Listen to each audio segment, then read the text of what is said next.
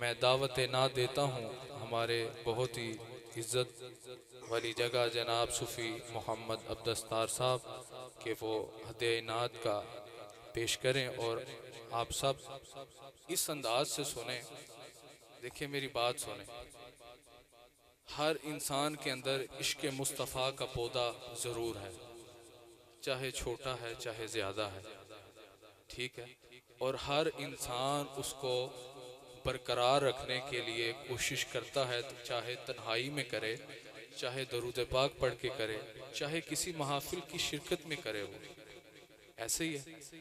اب یہ ہے کہ ہم روز مرہ اپنے دنیاوی معاملات میں مصروف ہوتے ہیں، جس کی وجہ سے نہ نعت پڑھ سکتے ہیں، نہ کبھی کسی محافل میں جا سکتے ہیں.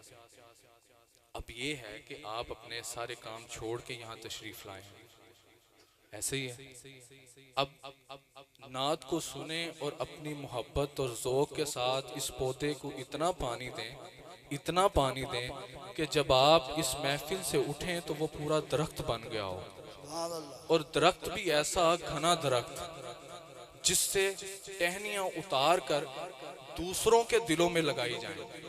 سبحان اللہ. اس لیے اب دیکھیں نا تو ہمیں کوئی دنیا کا کام ہے، سارے کام بند کر کے آئے ہیں اور محفل بھی گھنٹہ ڈیڑھ اور چلے گی، مزید جمعہ ادا کریں گے.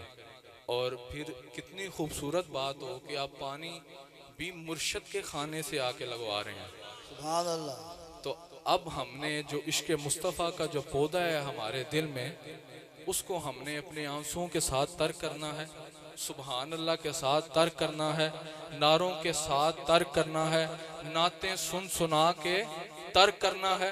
اور میری خصوصی یہ آپ سے بات ہے کہ اپنی توجہ جو ہے وہ صرف نعت خواں کی نعت کی طرف رکھیں. اگر کسی کو نیند آتی ہے تو وہ وضو کر لے. اب ذرا ہوش کے ساتھ اور جوش کے ساتھ اور عشق مصطفیٰ کو اپنے اندر اس طرح کا جلا لیں کہ آپ بھڑک رہے ہوں اور آپ کو اپنی خود کی پرواہ نہ ہو. سبحان اللہ. اور انشاءاللہ ہم اس پودے کو درخت بنا کر اٹھیں گے. نعرہ تکبیر، اللہ اکبر. نعرہ رسالت، یا رسول اللہ. نعرہ رسالت. یا رسول اللہ.